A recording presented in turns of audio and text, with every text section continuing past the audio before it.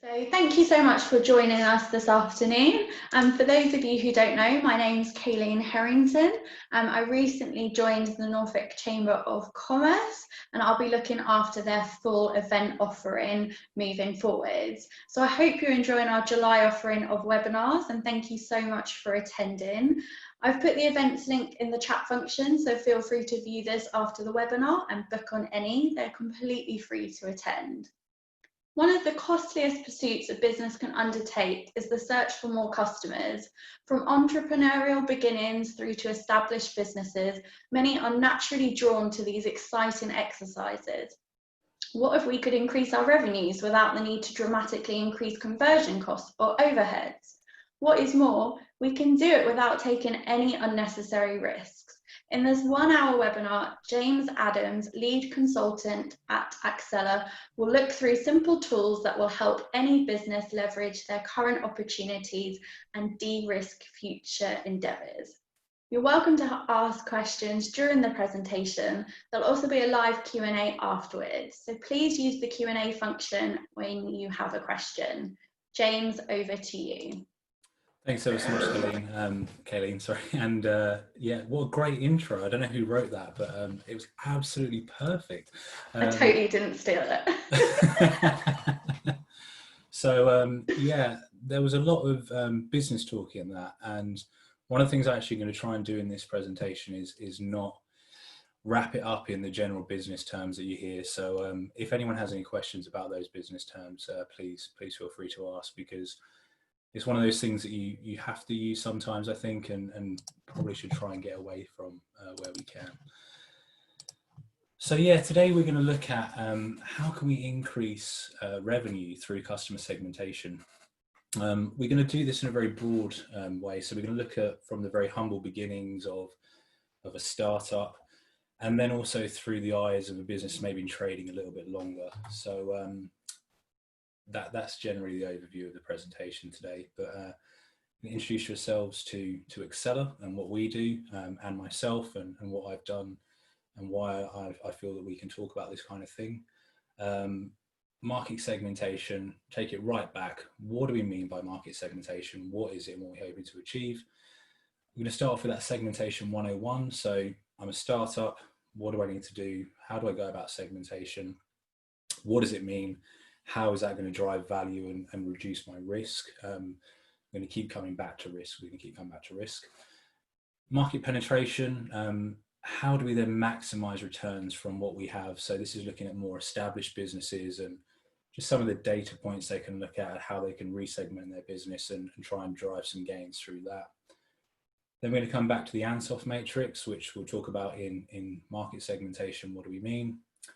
I've got a couple of recommended reads, nothing too heavy, maybe nothing too majorly heavy, and then a little Q&A at the end. So that's what we're going to go through today. So Accela, what is Accela? So essentially Accela is a management consultancy company based here in Norfolk, and we're really committed to working with businesses that want to grow, want to develop, want to change and reach their full potential. There's 3 of us that work with Accela, and essentially we're all trained management consultants. So all of us hold an MBA, all of us hold a diploma in professional consulting, and we're really about supporting, guiding and bringing expertise that enable growth, you know, about linking that academic understanding, real world experience to drive growth. And essentially increase productivity, staff motivation, revenue and profits. You know, these are for us the key areas that we want to support businesses with. We have been really fortunate actually that we've been able to work with businesses through all sizes and stages of their growth cycle, which has been amazing. And the things that you see at a Fortune 200 US company like ITW or a multinational like Serco, whilst they obviously have different requirements than say a startup electrical company like Dan Ponder Electrical there, some of the tools that you can use really, it's a universal business language. So taking some of the stuff that you might learn at that higher end and bringing it through to work with startups really does work. And I think that's the amazing thing. It doesn't matter what business and even really what sector, some of the real fundamentals such as segmentation, which we're going to talk through today, are absolutely core to a business and a business's growth.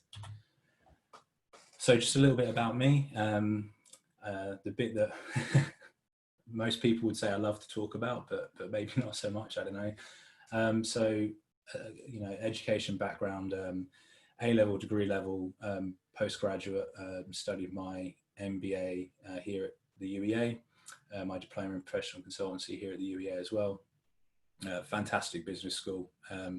Shouldn't be an advert for them now, but essentially a great business school, and I highly recommend anyone that's thinking about doing an MBA taking the time to do it, because it really takes you to that next level, I believe. Member of the Institute of Consulting, Chartered Management Institute. Through my time, I've been lucky to manage teams of directly employed members of staff of around 40 and indirect subcontractors around 120. Really fortunate to work with multi-million pound business units, which I've been in control of.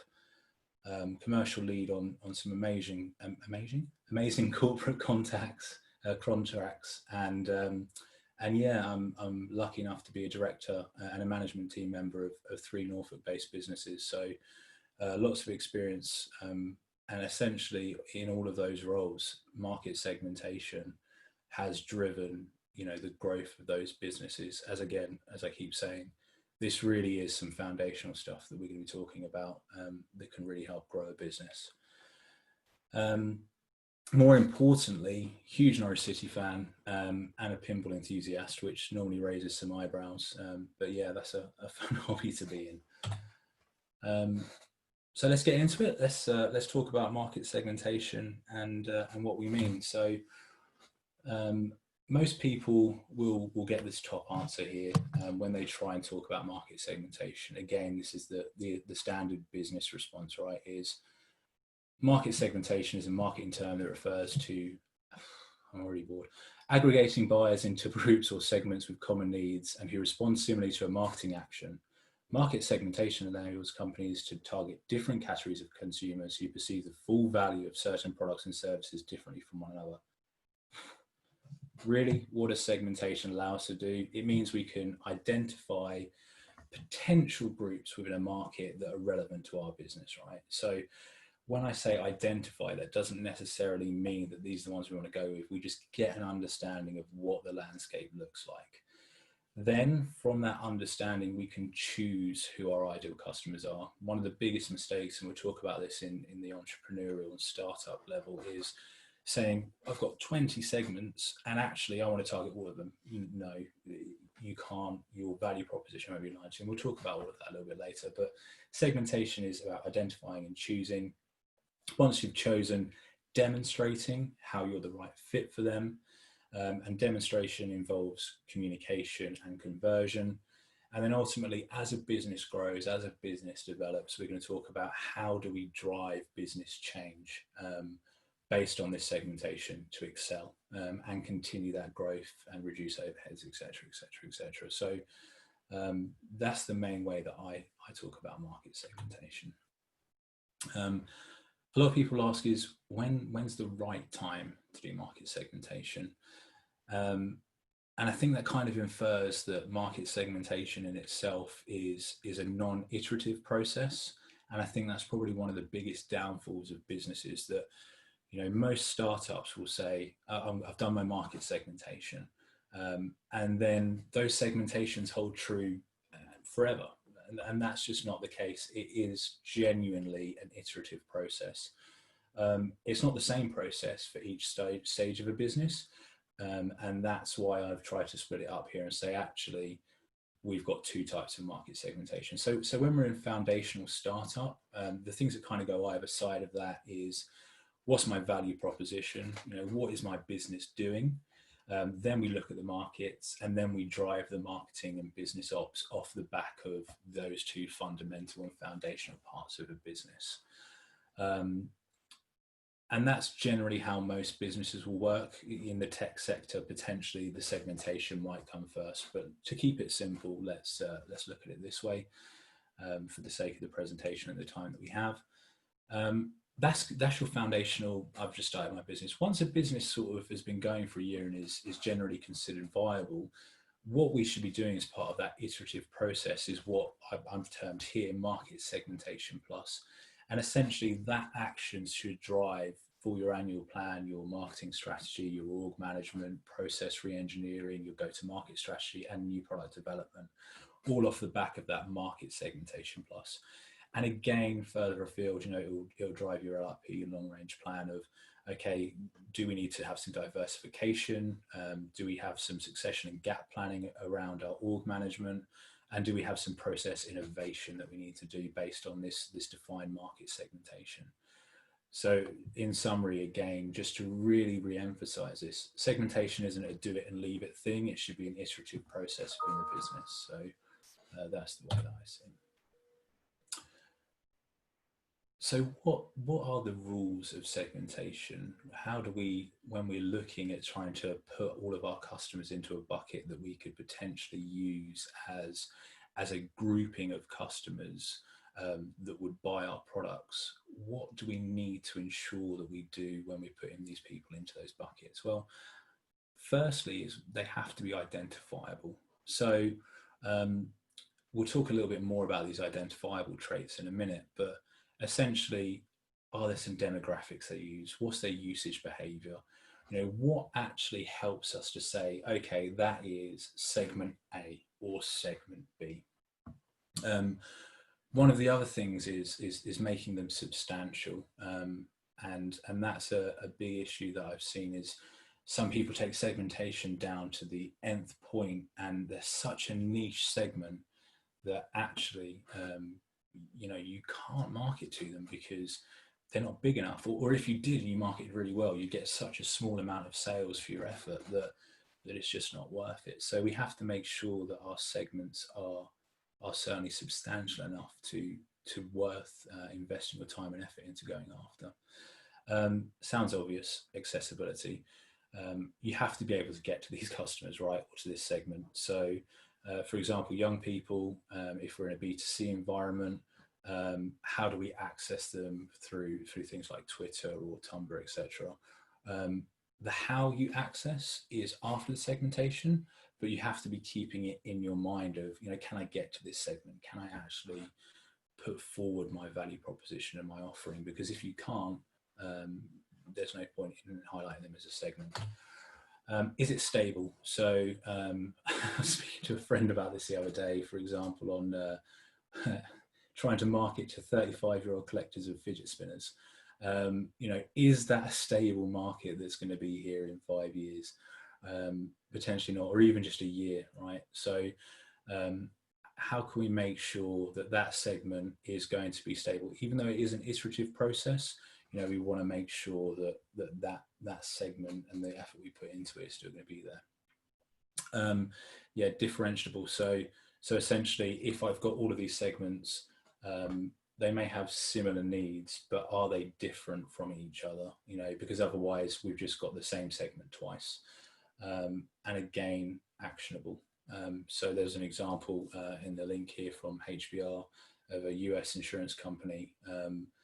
They identified this segment, they put this product together for it, fantastic, and they couldn't get to it to action it, to actually to get the spend. So what's the hook for that segment? So every time you're going through a segmentation exercise, for me, generally a lot of the tacit knowledge is going to go into this anyway, and you should have a very good understanding of certain segments. But what I'd be saying to people is, for me, make sure they're differentiable. Can you differentiate on them, and are they of a significant scale? The rest of the stuff is kind of inherent knowledge, but they're the two main ones for me. So where to start where you don't know when to start? Where to start where you don't know where to start, sorry. So some great things that we can segment any group by, and this can be in B2B or B2C. Let's start with demographics, for example. When I say age, that generally sounds like it might be a B2C segment. It could be an older established business, you know, so you can absolutely apply these to both the B2B and B2C market. Income, again, sounds like a classic B2C, but from a B2B point of view, it will just be, okay, what's the turnover of this company? Family size might be the size of the business again. So, you know, are they part of a group? Are they an independent? An occupation, again, this is a B2C, B2C, B1 as well. And that can be what's the sector as opposed to you know, the actual occupation from a B2C point of view. Demographics for me are something I use less and less. Generally much better for startups because it's really nice and neat to put things into sort of sectors and business size, etc. And I think that's generally where a lot of businesses fall short in terms of their segmentation, because they stick with that demographical based segmentation, when actually the real value lies in the behavioral, the psychographic, easy for me to say, traits of a business that we should be basing our segmentation on. So we'll talk about this in Segmentation Plus, but looking at purchasing pattern, consumption, usage is a much better way for me, in my opinion, to segment and be able to put these groupings together. So we've started off, we didn't have any tacit knowledge. We've used this to try and build up some segmentation, and I'm going to bring this into an example shortly. But essentially, if I had no knowledge previously and I tried to start segmenting on this basis, I'd always want to validate. And the 3 steps that I would say is, okay, approach. So approach your potential segment that you've identified, question your assumptions and affirm your assumptions, or ultimately disprove and reevaluate your assumptions. So any business starting out, I would say that's, if you don't have any tacit knowledge of your segmentation, that's definitely the right place to start. But with that validation piece, the worst thing you can do is start to segment your target market and actually you've got it completely wrong, because that's not going to deliver any value, and in fact it's going to set you up to fail.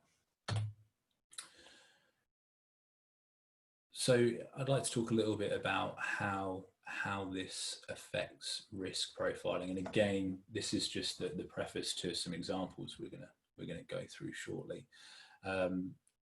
I always like to drop in this model when talking about segmentation, because essentially it really delivers to a business the different profiles of risk that segmentation and good segmentation and following it correctly will deliver or reduce within your business. So just to talk through the Ansoff Matrix, essentially it's a 2x2 box, which if anyone has done any sort of business management courses or business degrees, you've probably seen a 2x2 box, and you've most probably seen an Ansoff Matrix.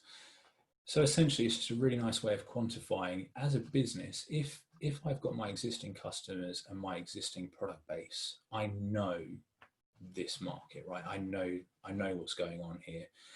If I don't know my existing customers well, you know, I've got a problem, because I'm interacting with them. I know them, they trust me, I trust them, we're buying, we have a relationship. And ultimately I know my existing products because I'm selling them and you know, I'm employing them and buying them, storing them, whatever. I know how this all operates.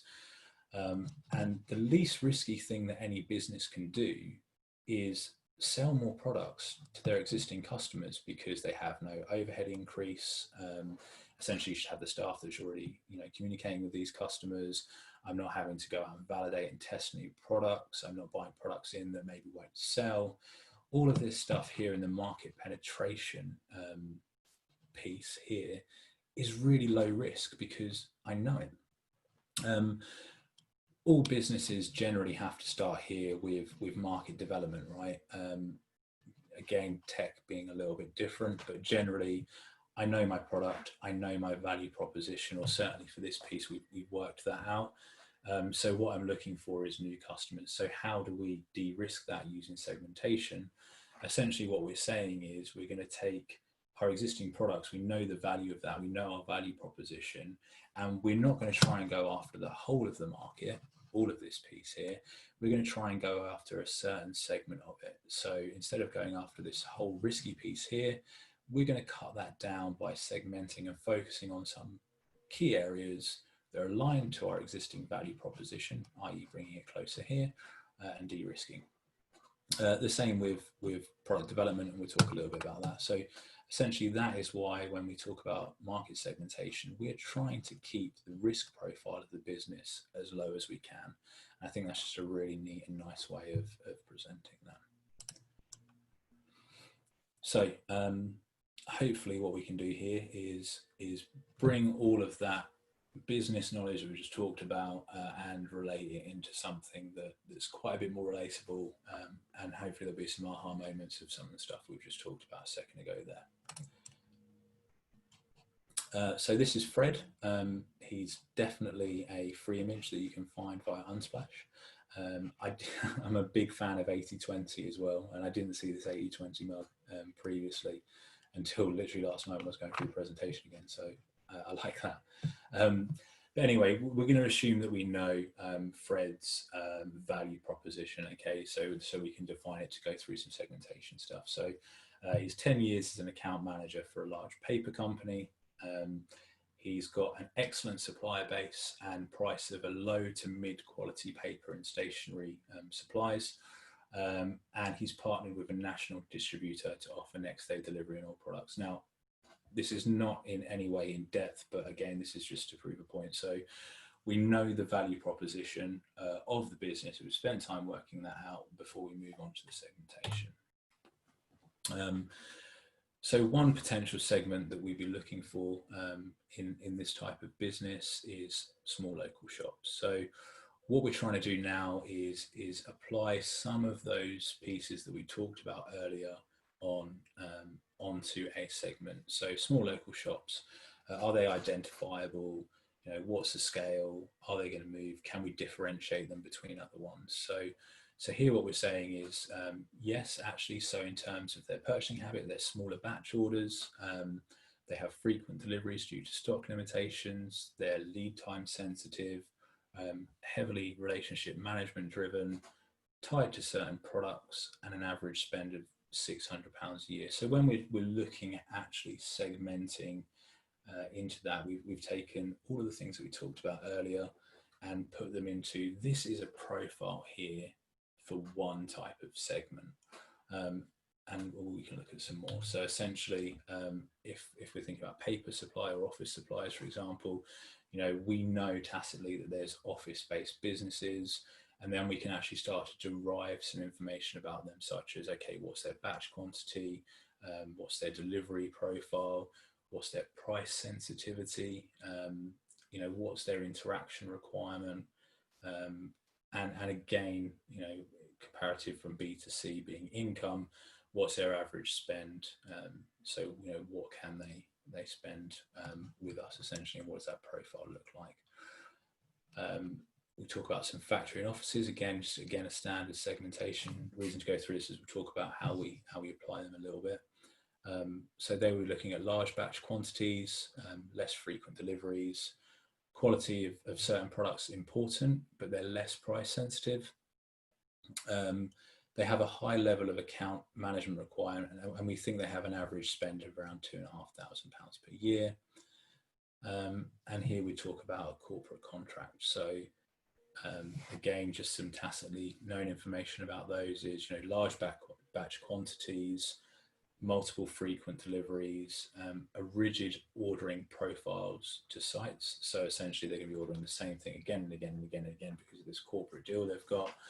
Customer service focused, price sensitive, and an average of £20,000 a year. So again, going back to putting all of these customers into a nice box and saying, these are the ones that my business could potentially approach, and again, using those validation points that we talked about earlier.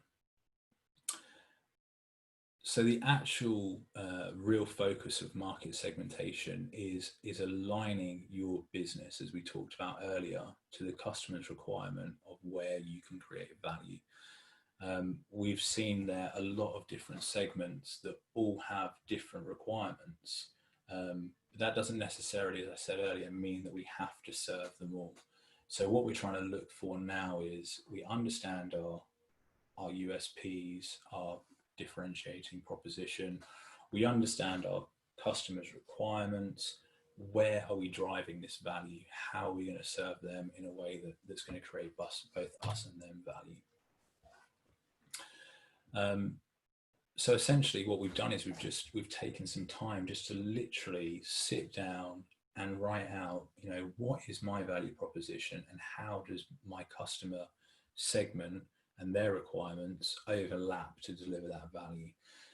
So we know for the small independent shops that the value proposition we offer is the excellent pricing. We talked about that earlier, and the fact that they're price sensitive. So that feels like a really great fit.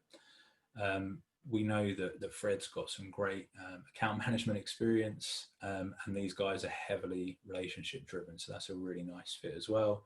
And these guys don't have a huge amount of space.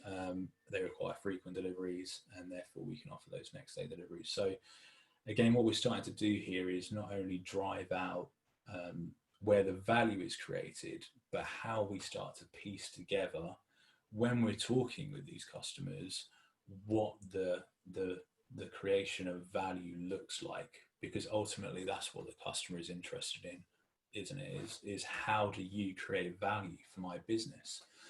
So this is essentially that mapping of, yeah, this is absolutely the segment that I'm interested in, because this is exactly how I'm going to deliver them value, and that's going to start driving my marketing and my business ops. Again, with the large contracts, we know the pricing is the same. We know that the customer service focus side is the same, and obviously one of our USPs is that Fred's been in the industry for 10 years, so he knows his stuff.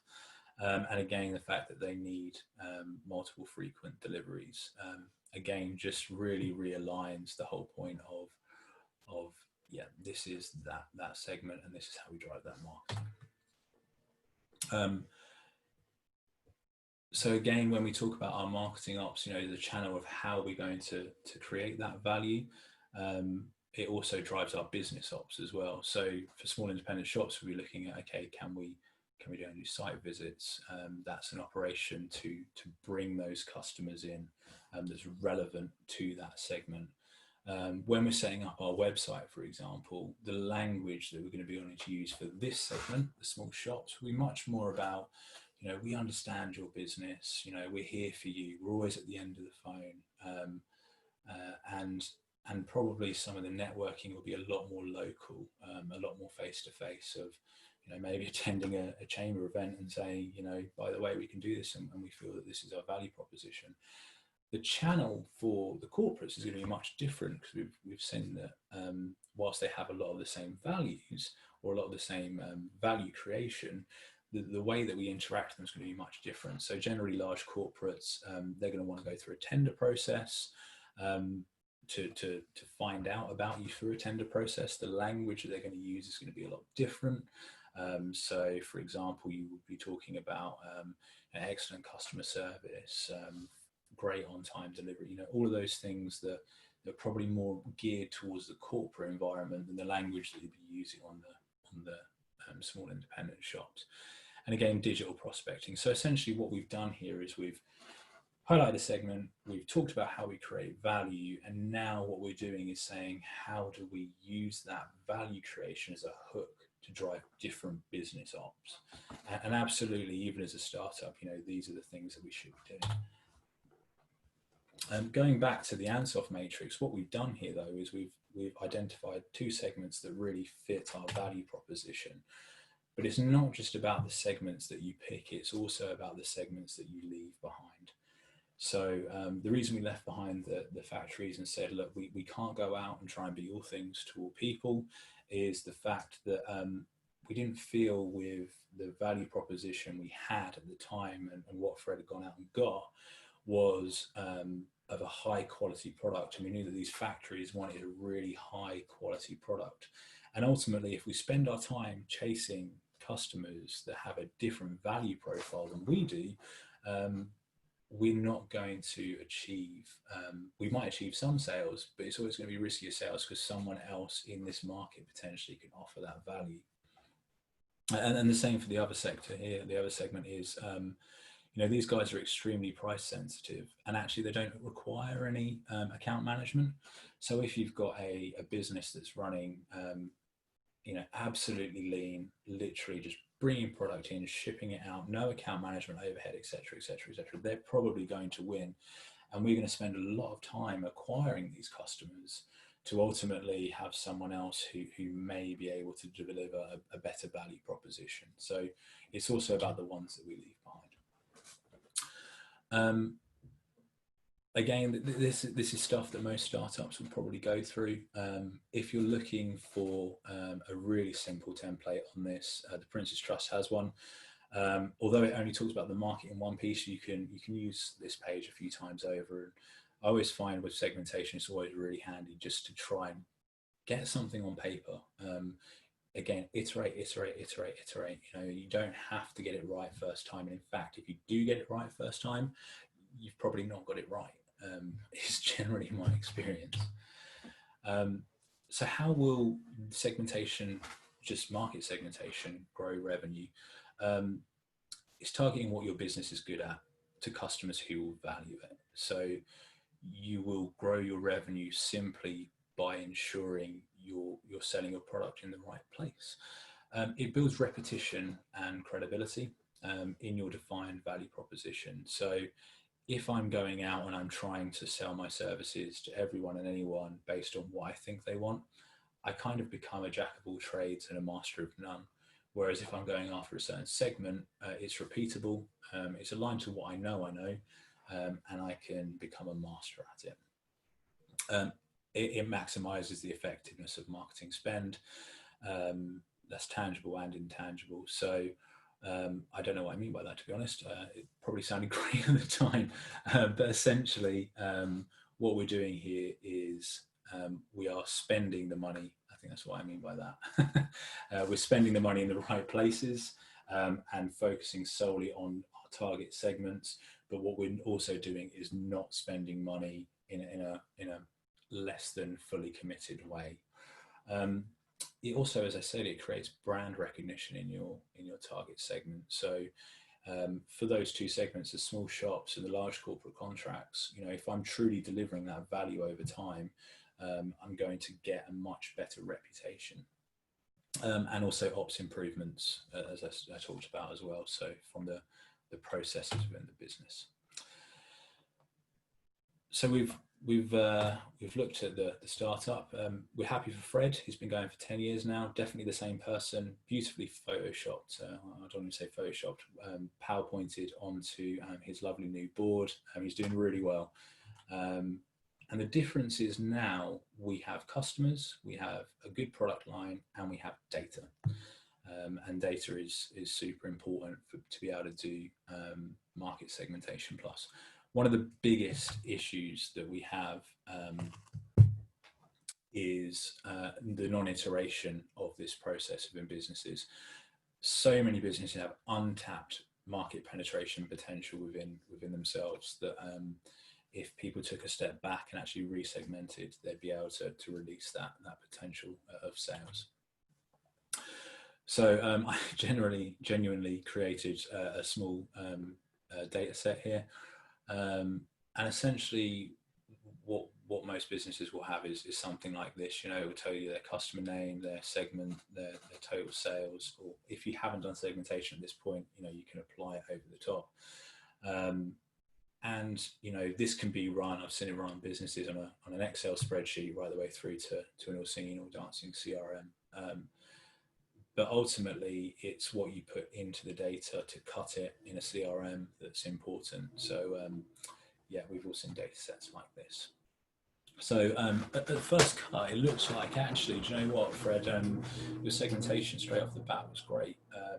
Corporate contracts are doing what you wanted. Also, local shops are comparative to their average, you know, doing really well.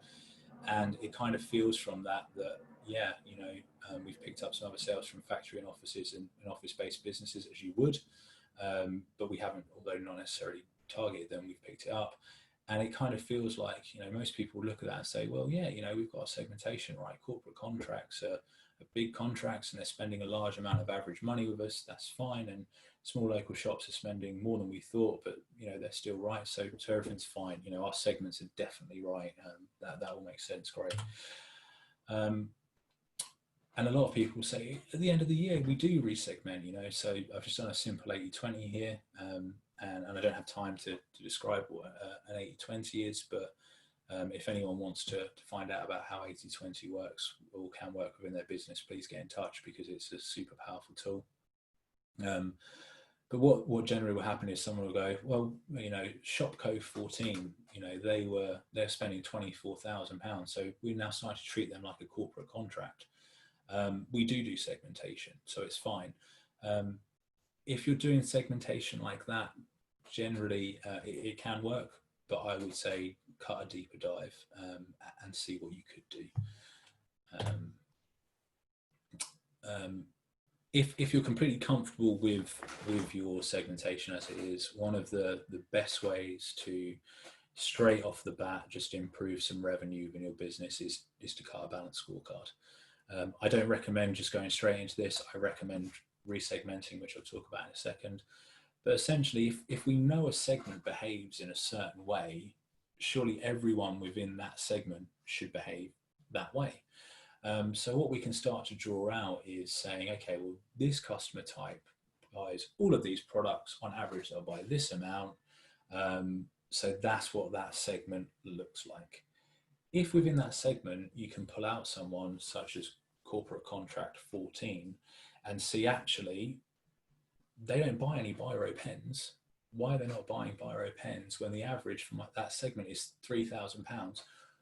Where is that £3,000 worth of sales that, you know, this corporate contract must be spending because everyone else in that segment is going? And essentially drive some business ops changes off the back of that to release that amount of sales that we're potentially missing. Super easy when you see it on a screen, and ultimately fairly straightforward if your segmentation is good as well, because all of these segments will be operating in the same way. So back to looking, what do I actually mean by re-segmentation? Because the first example of re-segmentation and just moving person A into, you know, person B segment doesn't really work on an iterative process. We want to start to try and drive these behavioral, psychographic, and potentially geographic segmentation points into our business. So how do we do that from the data? Ultimately, you have to do it by cutting the data a lot of different ways until it makes sense. So for this business, it can be by delivery type, by average order value, by average order by delivery. You know, there's a lot of permutations that essentially could hold true. It may even be by the segmentation we have, and then some of these permutations below that as well. But what you're trying to do is really pivot the data in as many ways as possible that also makes sense by pulling information outside of the data, such as relationship, understanding from your account managers, etc., into something that says, actually, this feels like a much better segmentation of my data than just using it as we currently did. So genuinely created this data set a couple of days ago, and I've just cut the data based on some keyed in fields I've put. So actually what we can see here is this is the number of deliveries that the paper purchaser or office supplies purchaser would have, and these are our current segmentations currently. What we're saying here is we know that these guys are going to have a huge amount of spend, but they have like hardly any deliveries, less than 12 deliveries a year. So they're going to be some pretty big orders. So actually what would happen if we treated them differently and treated them as wholesalers?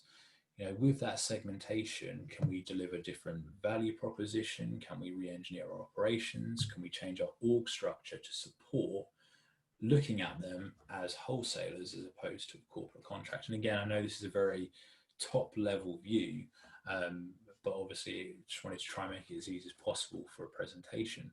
But there's a lot of things you can look at in a data set.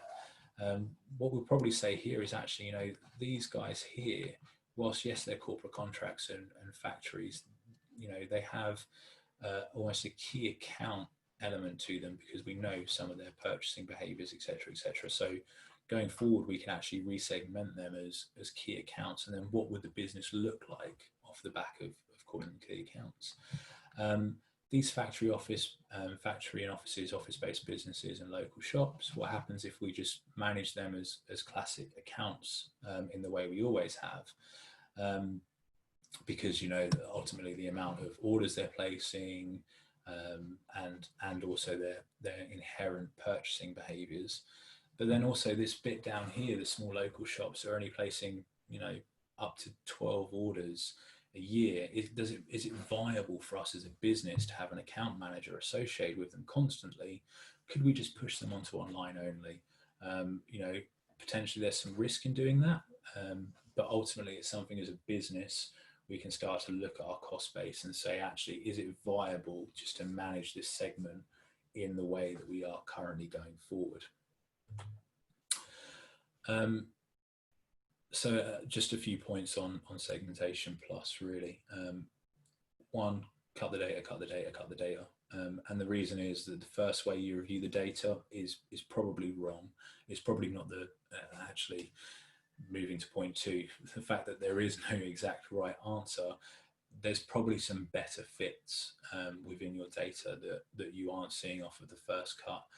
One of the reasons that I think having an external party coming in to support with segmentation is you're not inherently tied to the way we've always done it. So actually I'm answering the next 2 points. Choose someone that loves looking in the data, because you will need to sense check it a lot and you'll need to recut it a lot. But also just don't be constrained by the way we've done it today.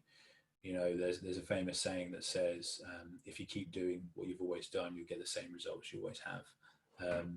And ultimately what we're trying to do is increase the revenue, increase the business, and operationally look at the business in a different way. Be mindful of what the data can't tell you, because there's some relationship preferences it can't. I would generally blow through all of this data through a new P&L as well, because essentially what we're trying to do is increase revenue through allocating the correct resources to each segment. So once you've got your segment, pull through all of the P&L review and do it that way. Overlay historical data, and the reason we do that is essentially you might see one segment over time is dramatically increasing, and actually you want to pile resources into that area and pull resources out of an area that's under this new segmentation declining, and that's a perfectly acceptable way to do it. And always remember, going back to the 6 golden rules. So how will it increase revenue? Unless you change something after segmentation, it probably won't. Remember, segmentation is the driver for these next points. So going back to Fred's example, deeper customer understanding removes barriers to spend. So that's going to affect how we change our marketing strategy, because now we understand these segments in a different way, in a much deeper way than we did when they were just corporate contracts. So we can attach hunters to low performing balanced scorecards, and we can attach farmers to high performing balanced scorecards. So if we've got someone that fits exactly in what we expect from that segment, we'll attach a farmer to it just to keep the relationship going. We know that they're not going to drive a massive amount of value out of that. Well, they are in terms of the revenue, but they're not going to increase the revenue. But hunters into a low performing balanced scorecard area. And that's org management. And again, the online sales offering potentially would change your go-to-market strategy and your process re-engineering. Just a couple of points on de-risking post-segmentation. So we can de-risk new product development by focusing our efforts into segments we know can deliver results. So for example, in this environment, you would only focus your new product development on your wholesalers, because you know they can buy massive amounts of it. You know that they're going to make huge commitments straight off the bat because they've got a low delivery profile. So if they commit to a product, they're going to buy a lot of it in one order. You're not going to want to try and target your online only with a new product, because it's so sporadic, it's just not worth it. So using that to essentially align your product development to your existing customers that can deliver results. And ultimately, when you're driving your market strategy and you're looking at market development, i.e. bring on new customers, you're going to want to bring on new customers that absolutely perform for you. And performing can be revenue, but it can also be profitability, which is why we go back to talking about blowing through a P&L and seeing what you can do on that front. So for me, that's massively important when we talk about market segmentation, is how we post-market segmentation look into new product development and market development as well. So almost on time. Just a couple of recommended reads. One of them, if you're looking at your value proposition, everyone says this and it's an absolute cliche, but it's great, is Synec Start With Why.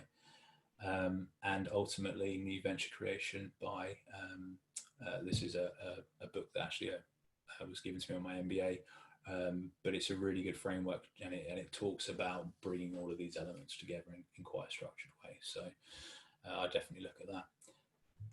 So yeah, I think we're now going to move over to the Q&A session. So I'm going to stop sharing, and hopefully my screen's going to come back. Thanks, James.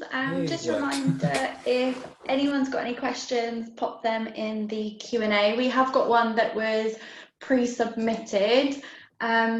So James, when, what, and how do you take into account customer procurement process and practices in respect to customer segmentation and targeting a customer market? Yeah, and I think that's absolutely a great question on segmentation, and hopefully we kind of covered it in the presentation. But just to reaffirm, that really is, when you're segmenting a customer, buying habits is quite fundamental really to how we decide who we're going to go after. And then we certainly need to know it in the segmentation, and then we need to drive our business ops off the back of it. So yeah, it's super important in defining it, and ultimately, again, it comes back to the point of, if we don't know, is assess, right? So find out who they are, ask the segment, what is your procurement plans? Thanks. I'll just give it a second to see if anyone else has any other questions. If not, you can ask about my mug if you want. It's from Next. I know you're all probably sitting there looking at it now and wanting one. What have you got, tea or coffee? Cup of tea. Oh, perfect for this time of day. Do you have sugar? No, white with none. Yeah, there's some terrible response to that, isn't that? But yeah, no, enough sugar in my diet. I was wondering if a line like that would come out. So yeah, no other questions have come in. So I just want to say thank you so much to everyone who attended today. I hope you found that really useful. James will kindly share the presentation with me, and I'll send it out to all of you as well. So yeah, thank you, and thanks for James, and hopefully we'll see you again on one of our Norfolk Chamber of Commerce webinars or virtual events. Enjoy the rest. Oh, hang on, we've got a question. Oh, thanks, Nicola Swan. It says, bravo, thanks, James, interesting. Perfect. Thank you ever so much for your time, everyone. I very much enjoyed it, and thank you as well, Kayleen, for organising all of these, because as I said, I'm going to go and dive into the rest of them. They're really great bunch of presentations being put on, and I think it's just a testament to the great amount of businesses we've got here in Norfolk. So thank you ever so much. Yes, thank you. And if anyone's interested in hosting a webinar, then get in touch and I'll happily speak to you. So thanks again. Thanks, James, and hopefully we'll see you all soon.